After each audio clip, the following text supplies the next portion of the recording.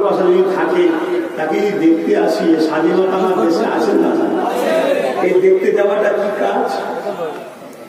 আমার রাসূলের সুন্নাত, জোরে বলুন সুবহানাল্লাহ। এটা ইসলামেতেও জায়েজ আছে। আমরা ইসলামের অনুসারী যেটাই করি না লেখি আছে, জোরে বলুন সুবহানাল্লাহ। আল্লাহ নবী প্রতিদিন একটা রাস্তা দিয়ে যেতে, আল্লাহ নবী যে রাস্তা দিয়ে যেত নবী পাককে কষ্ট দিবার জন্য ওই রাস্তার উপরে একটা বুড়ি কাঁটা বিছিয়ে দিত। বুড়িটা ছিল যার ইসলাম কবুল করে নে, এক আল্লাহ নবীকে মানে নে, ওই বুড়িটাতে কাঁটা বিছিয়ে দিত যাতে আমার মুহাম্মদ কষ্ট পায়। এই যুবকেরা আপনারা আল্লাহ নবী প্রতিদিন যেতে কাঁটাগুলোকে সরিয়ে সরিয়ে দিয়ে যেতে। এই যুবকেরা একদিন নবী আমার যায় রাস্তায় কাঁটা বিছানো নাই। আল্লাহ নবী এলাকার লোককে জিজ্ঞাসা করলো, বাবা এখানে একটা বুড়ি কাঁটা বিছাতো, আর কাঁটা বিছানো নাই। এর মানে নবী আমার জানতেন কে কাঁটা বিছাতো, কিন্তু নবী আমার কোনদিন ওই বুড়ির বিরুদ্ধে কোন অভিযোগ দেন নাই। আল্লাহ নবী খবর পেলেন বুড়িটাও সুস্থ রয়েছে, মুসিবতের মধ্যে রয়েছে। আল্লাহ নবী সঙ্গে সঙ্গে ওই বুড়িটাকে দেখতে ওই বুড়িটা ঘরে গেলে।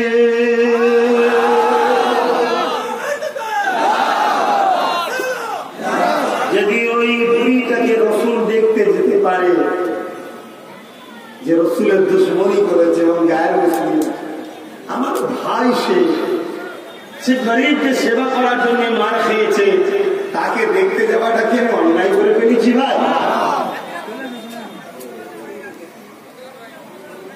আল্লাহ রে, তুমি সারা দেন আমি অন্যায় করেছি দেখতে গিয়ে?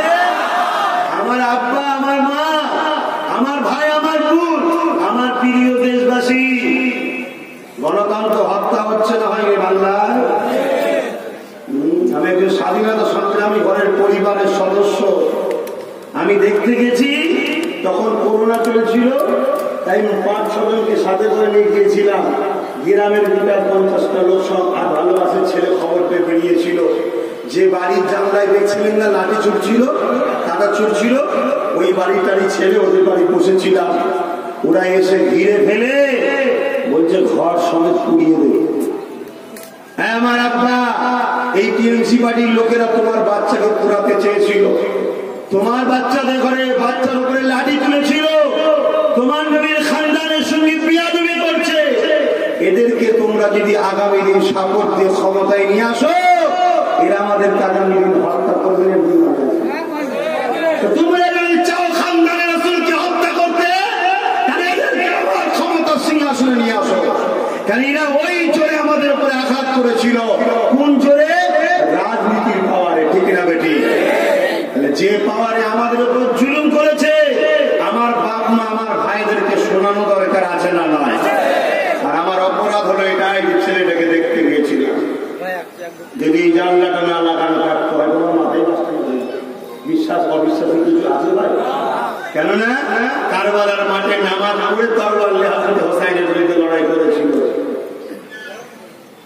তাহলে আমাদের ক্ষতি হিন্দুরা করছে, আমাদের ক্ষতি দলিত আদিবাসী করছে, আমাদের ক্ষতি করছে মুসলিম সেজে ফাসেক ফাজেল বেহুদা মুনাফেক মুসলিম গুলো করছে, ঠিক না বেটি? অতএব আমাদের সর্বপ্রথম লড়াই হলো বিশ্বাসঘাতকের সঙ্গে, তারপরে লড়াই হবে প্রকাশ্য দুশমনের সঙ্গে। আগে পরাজিত কাকে করতে হবে? বিশ্বাসঘাতকের সঙ্গে। কথা বুঝে আসছে? এবারে যদি কারণ মনে হয় যে হুজুর আপনি কথা বলছেন কেন, আমি আপনাকে বলিনি তো, আমি আমার মা, আমার বাপ, আমার ভাই, আমার বোনকে শোনাচ্ছি যে ভাই এই টিএমসি পার্টির লোকেরা, আমি গিয়েছিলাম, আমার সঙ্গে এরকম খারাপ ব্যবহার করেছে, শোনাবো না? এবার আমার মা যদি মনে করে যে আমার ছেলেকে টিএমসি পার্টি জবাই করছে, কোনকে যা খাবার ভোট দেবো দেবে আমার মা, তাই আমাদের বোঝাপড়া হবে। দুনিয়ায় যে যার সঙ্গে থাকবে আখিরাতে তার সঙ্গে থাকবে। যদি মনে হয় ওই জালিমদের সঙ্গে থেকে জান্নাতে যাওয়া যাবে, থাকোদের সঙ্গে। কিন্তু আমার তো একবার দায়িত্ব আছে মাকে শোনানো, আমার বাপকে তো শোনানো একবার দায়িত্ব আমার বাপ মনে করে আমার ছেলেকে হত্যা করে করুকে যাক, মারে মারুকে যাক, আমার 500 টাকা হয়ে যথেষ্ট। তোমার আব্বা দেবে। আমার ভাই যদি মনে করে, আমার বোন যদি মনে করে যে আমার ভাই আমার কাছে আগে নয়, আমার কাছে জালিমের 500 টাকা আগে, চলো ওটা নিয়ে তাকে আনবো, দাও। তবে আরেকটা শুনিয়ে দেই, চুচুড়াতে যে মসজিদ ছিল, যে মাদ্রাসা ছিল 202 বছরে, সেই মসজিদ মাদ্রাসাতে এই বর্তমান টিএমসি সরকার তালা মেরেছিল। এই তালা মারাটা ন্যায় না অন্যায়? যারা তোমার আল্লাহ ঘরে তালা মারে, কিসের পাওয়ারে মারলো? জোরে বলেন। যারা মাদ্রাসায় তালা মারলো, কিসের পাওয়ারে মারলো? ওরা যদি রাজ শক্তিতে মসজিদ মাদ্রাসায় তালা মারে, ওই তালাকে খুলতে গেলে আমাদের ঘর রাজ শক্তির দখলের দরকার আছে না? না।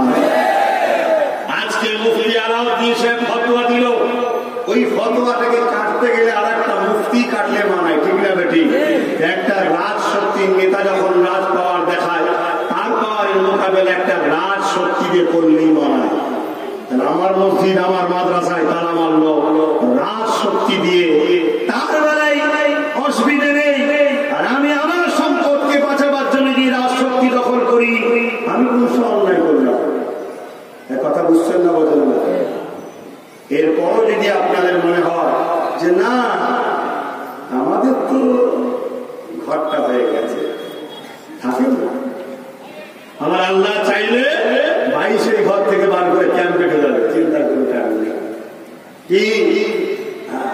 আর যদি মনে হয় পেয়ে যখন গেছে আর তো দেবে না, দেখি আল্লাহ নাই। কথা বুঝে আসছে? অতএব তাহলে ন্যায়ের পক্ষে, সত্যের পক্ষে আমাদেরকে আগাতে হবে। সেই জায়গা থেকে আমি গেলাম, ছেলেটাকে দেখলাম, দেখে যাওয়াতেই অশান্তি হল। নিশ্চয় আপনারা এটাই শুনেছেন আশা করছি। বাকি আমার বহু ভালোবাসার মানুষ, জাতি ধর্ম বর্ণ নির্বিশেষে শুধু মুসলমানদের রাস্তায় নেমেছে তা না, বহু অন্য ধর্মের মানুষ তারাও ভালোবাসে, তারাও রাস্তায় নেমেছিল। তারাও রোড অবরোধ করেছিল গণতান্ত্রিক প্রক্রিয়ায়। 1 ঘন্টার রোড অবরোধ করা প্রশাসনের কোন বাধা দিবার অধিকার নেই। 1 ঘন্টার পরে লাগলে লাঠি চালাবার প্রশাসনের অধিকার আছে। গণতান্ত্রিক প্রক্রিয়া আমার ছেলেরা করেছিল, তারপরে সময় মতো তারা তুলে চলে গিয়েছিল। একটা জায়গাতে কিছু দুষ্কৃতী মানুষ তারা আমার ছেলেদেরকে বদনাম করার জন্য একটা চক্রান্ত করেছিল। বাকি সব জায়গায় শান্তিপ্রিয় ভাবে আন্দোলন হয়েছিল। বলুন আলহামদুলিল্লাহ। আমি কি কথা বলতে গিয়ে এদিকে গেলাম? কি গো, শুনছেন তো নাকি? কি কথা বলতে গিয়ে এদিকে গেলাম?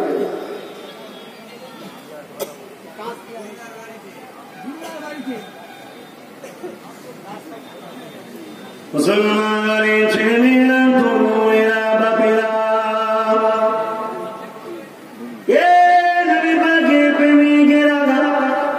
আল্লাহ তুমি আমাদেরকে শিক্ষা দিয়েছে। বাবারা তোমরা আল্লাহ সৃষ্টিকে ভালোবাসো, নবী আমার আল্লাহ সৃষ্টিকে ভালোবেসেছে। আল্লাহ নবী শিক্ষা দিয়েছে বাবারা তোমরা মানুষকে ভালোবাসো, আল্লাহ নবী মানুষকে ভালোবেসেছে। এই যুবকেরা তরুণেরা বাপেরা, দয়ালু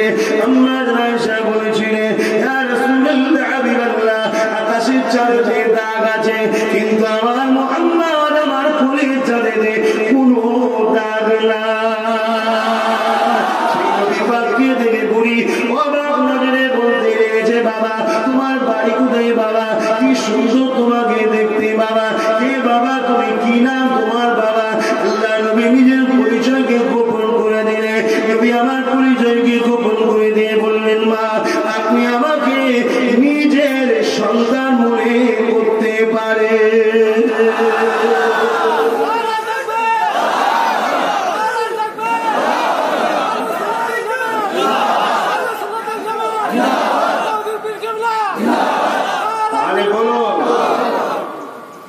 আমার রাসূলের পাশে সাল্লাম রাস্তার অপরিচিত মহিলা বৃদ্ধা কমজোর বসে আছে, তাকে মা বলে পরিচয় দিচ্ছে।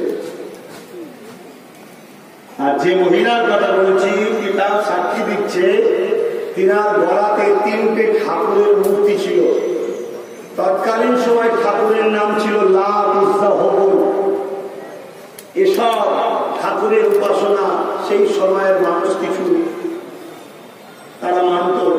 সেই ধর্মের একটা মানুষ এই মহিলা ছিলেন। সেই রকম একটা মহিলাকে রাসূল মা বলে সম্বোধন করেছে। তাহলে প্রতিটা অসহায় মানুষের পাশে দাঁড়ানোর অধিকার ইসলাম আমাকে দিয়েছেন না দেয়নি? আল্লাহ নবী মহিলার বিষয়ে এটা বর্ণনা করেন হয়ে গেল। আম্মা জানকে বললেন তার সেবা যত্ন করো, আম্মা জান সেবা যত্ন করলেন।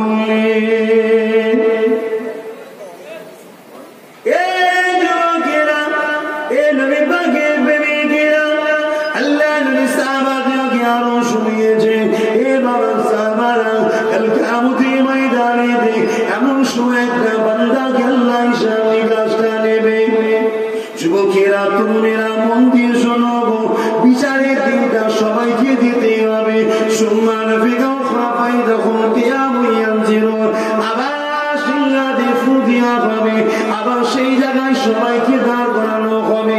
ওই ময়দানে মাসুরে তোমাকে আমাকে দাঁড় করানো হবে। ওই জায়গাতে আল্লাহ পাক জিজ্ঞাসা করবে, এ বান্দারে আমি আল্লাহ পাক তোকে জীবন দিয়েছিলাম, এই জীবনটা তুই কোন রাস্তায় কাটিয়েছিস বল? জিজ্ঞেস করবে না তো? আপনাদের জীবন দিয়েছে কে? আল্লাহ। এই জীবনটা তো খরচ করা দরকার আল্লাহর রাস্তায়, ঠিক তো? আপনারা খরচ করেন, আল্লাহ জিজ্ঞেস করবে না? বান্দা আমি তোকে দুটো হাত দিয়েছিলাম, এই হাত দিয়ে তুই কি করেছিস বল? কি করে জিজ্ঞেস করবে? কিছু লোক মিথ্যা সাক্ষী দিচ্ছে না, তাই না? কিছু লোক পরের জমিন জোর করে দখল করছে না, করেনি? কিছু লোক লোকের গরিবের উপরে জুলুম অত্যাচার মারধর করছে না, করেনি? আল্লাহ তোকে যদি হাত না দিত, ও আল্লাহ হাত দিয়েছে, হাত দিয়ে জুলুম করছিস, পরের মালকে জোর করে দখল করছিস, কিয়ামতের দিন আল্লাহ জিজ্ঞেস করবে না? শুনছো আমার কওমের মানুষ? কারণ তোমাদের ঘরে দিয়ে তো বেশি মারপিট করানো হয়। বুথ দখল করবে কে? মোল্লার বাচ্চা। বন্দুক ধরবে কে? মোল্লার বাচ্চা। মারপিট করবে কে? মোল্লার বাচ্চা। জঙ্গল পরিষ্কার করবে কে? মোল্লার বাচ্চা। রান্না করবে কে? মোল্লার বাচ্চা। খাবে কে? জালিমরা। কথা বুঝছেন না? বুঝেন না? সবকিছু তো তোমাদের গতিই করানো হচ্ছে। তোমাদের মাথা খুব গরম, একটু গরুর গোশ কম করে খাও।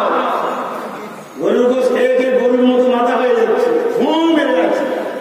গরু জীবনে কিচ্ছু করতে পারে না, কিন্তু দেখবেন সবসময় ঘুম বেড়ে যাবে। কথা খারাপ লাগলো নাকি? আরে বিজ্ঞান বলছে, আর ১৫০০ বছর আগে আমার রাসূল বলেছে, যে পশু খায় সে পশুর খসলতার মধ্যে ঢোকে। ১৫০০ বছর আগে আমার রাসূল বলেছে, আর আজকের বিজ্ঞান সেটাকে প্রমাণ করছে। খাও, এই গরুর গোশতের মধ্যে ভিটামিন আছে, কিন্তু এতে গোশ ছাড়া ভাত খাবে না। শাকসবজি মাছকে মাছ দেখেন না। এত এগুলো তো ক্ষতির কারণ, এত দুনিয়াবি ক্ষতি, লিভার নষ্ট, হজম শক্তি ক্ষতি হবে, অনেক কিছু প্রক্রিয়া ক্ষতি হবে। কেউ করা খারাপ না, সব ঠিক আছে,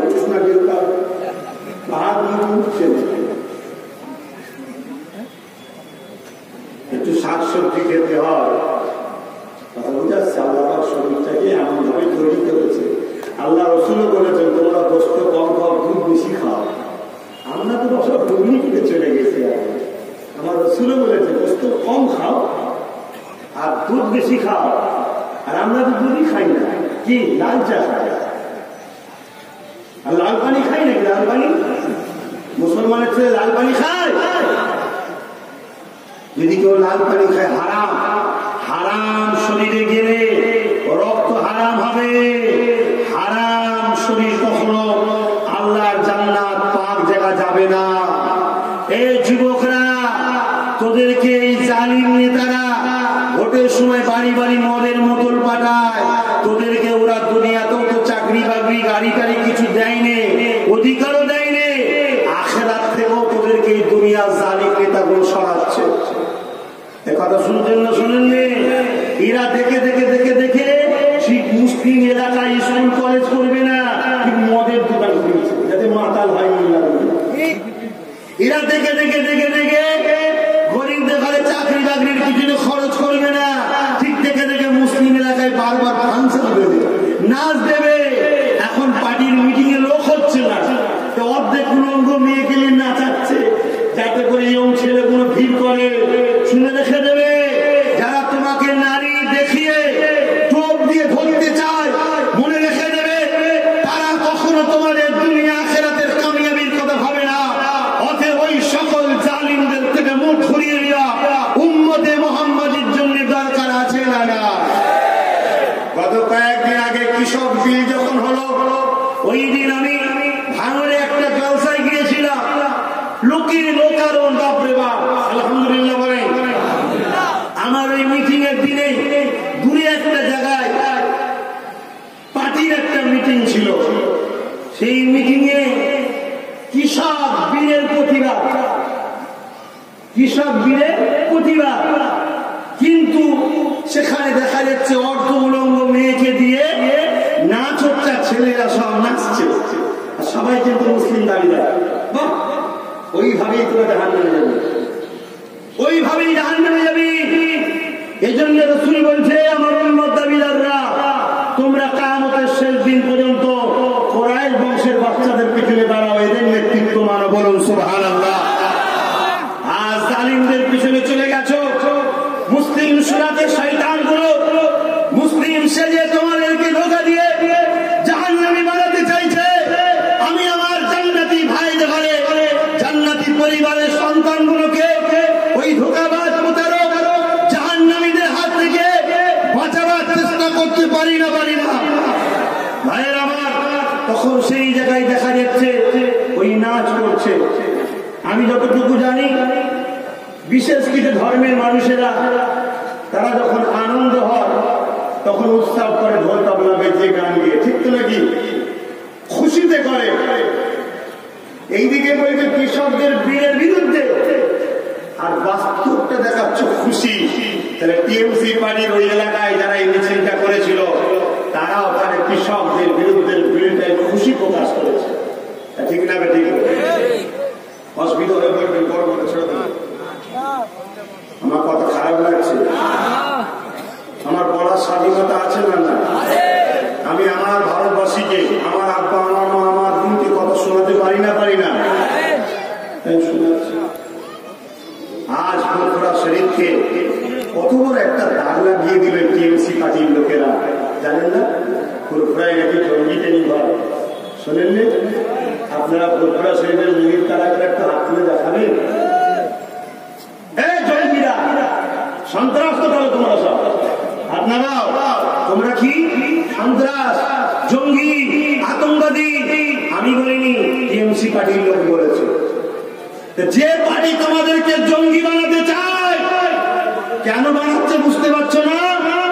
সেই পার্টি জঙ্গি বানিয়ে আর একটা কাউকে এনে তার মুখের গায়ে তুলে দেওয়ার প্ল্যান করছে। কথা বুঝে আসছে? প্রকাশ্য দুশ্মনের সঙ্গে লড়াই করতে কখনো ভয় খাও নাকি তোমরা?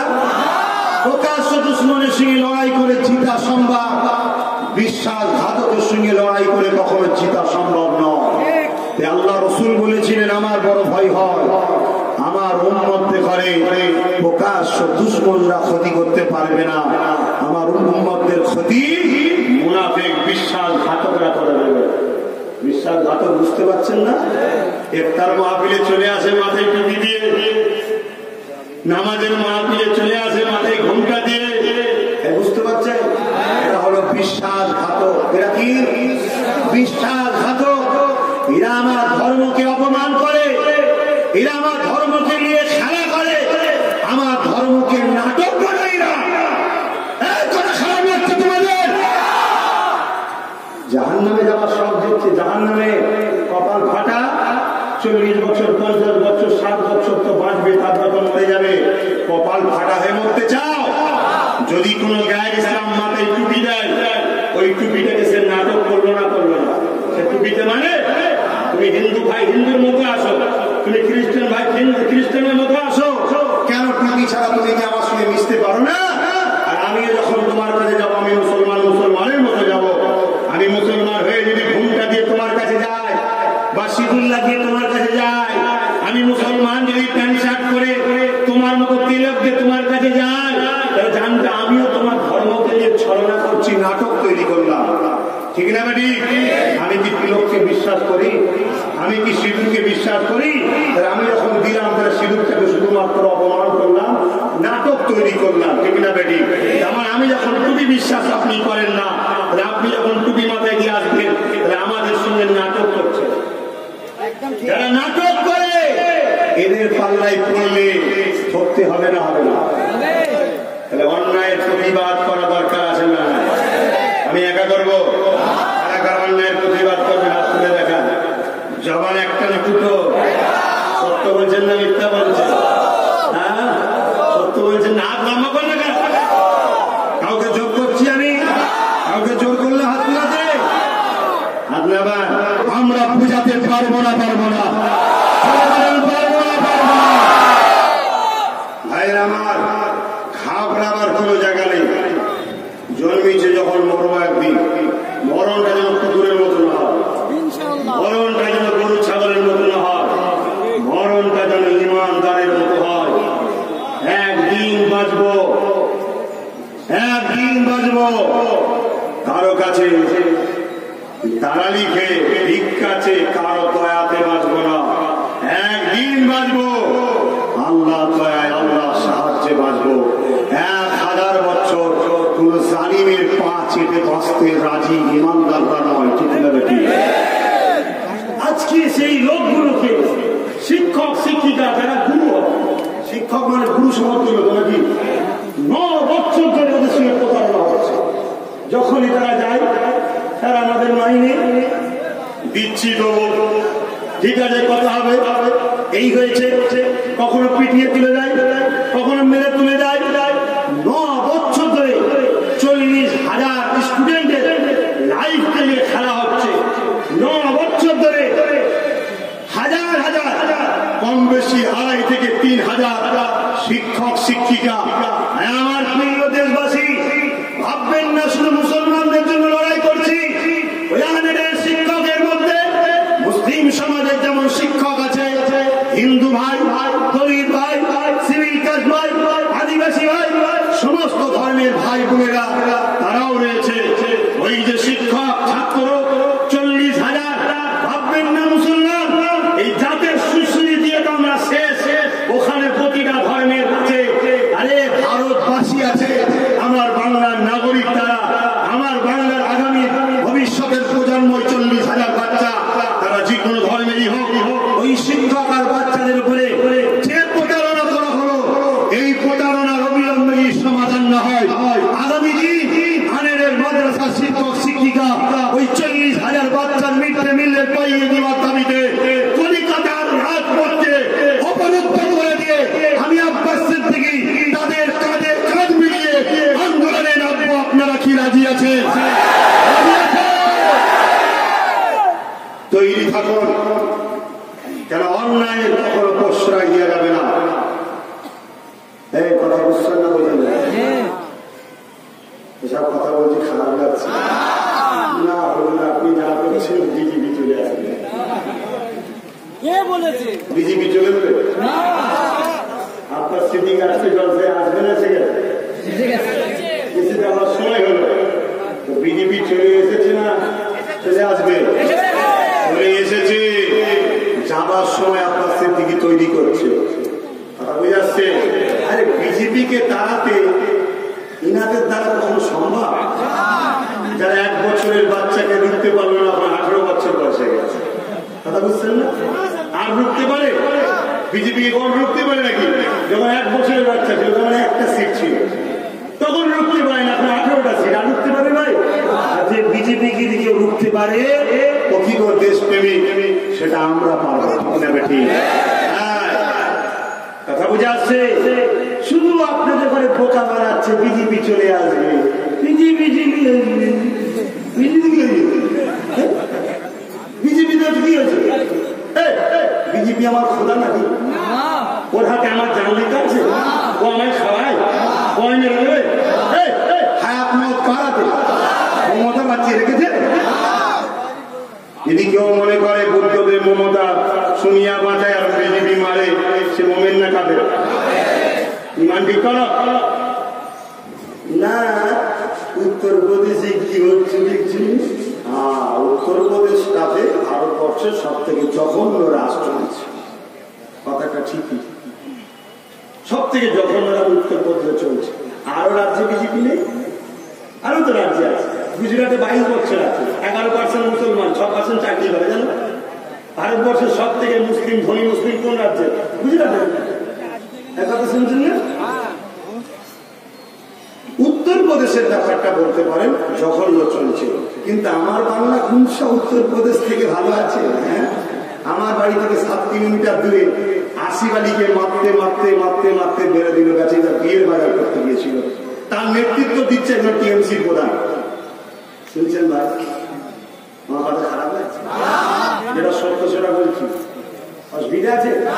আমার নেই, আপনাদের তাহলে বলুন ছেড়ে দিই, কিন্তু জলসায় বেরোবো না। সব কথা যদি বলতে না পারি বেরোবো না। আর আমার স্বাধীনকে স্বাধীন দেশ করে মানব না। যে দেশে আমার কথা বলার অধিকার নেই সেটা কিসের স্বাধীন দেশ? হ্যাঁ, কথা বুঝে আসছে না? নাই, তবে আমার দেশ কিন্তু আমাকে কথা বলার অধিকার দিয়েছে। কথা বুঝে আসছে? আজকের যে কথা উঠতে যাবে সে দেশদ্রোহী, ঠিক না বেটি? দেশদ্রোহীকে মাফ করে দেবেন? দেশদ্রোহীকে ছেড়ে দেবেন? গণতন্ত্র কাকে বলে? বিরোধী থাকার নাম না বিরোধী শূন্যের নাম? জোরে বলুন। রাজতন্ত্র কাকে বলে? বিরোধী থাকা না বিরোধী শূন্য? বিরোধী শূন্য। আমার ভারত গণতন্ত্র না রাজতন্ত্র? এখানে যদি কেউ বলে বিরোধী শূন্য করবো, তাহলে সে ভারতের গণতন্ত্রকে হত্যা করলো না করলো না? পঞ্চায়েত ভোটে কেউ একজন বলেছিল বিরোধী শূন্য করবো, ভদ্রলোকের নামটা মনে আছে? মনে আছে? রাতারাতি কয়েক হাজার কোটি টাকার মালিক হয়ে গেল। কোথা ছিল একদিন কে জানে, হঠাৎ করে চলে এলো, এসে দাঁড়িয়ে গেল। কথা বুঝে আসছে না? দাঁড়িয়ে গিয়ে বললো বিরোধী শূন্য করে দেবো। বিরোধী শূন্যর নামে বাম কংগ্রেসকে পিটলো, তাদের নমিনেশন জমা দিতে দিল না, আর ওইদিকে বিজেপি নমিনেশন দিচ্ছে। ওটা আমাদেরই লোক তো দিচ্ছে, ঠিক না? কথা মাথায় ঢুকছে? টাকার ইপিট আর দুপিট, নকশাটা আলাদা, কিন্তু আলাদা লাগে টাকাটা। ইগো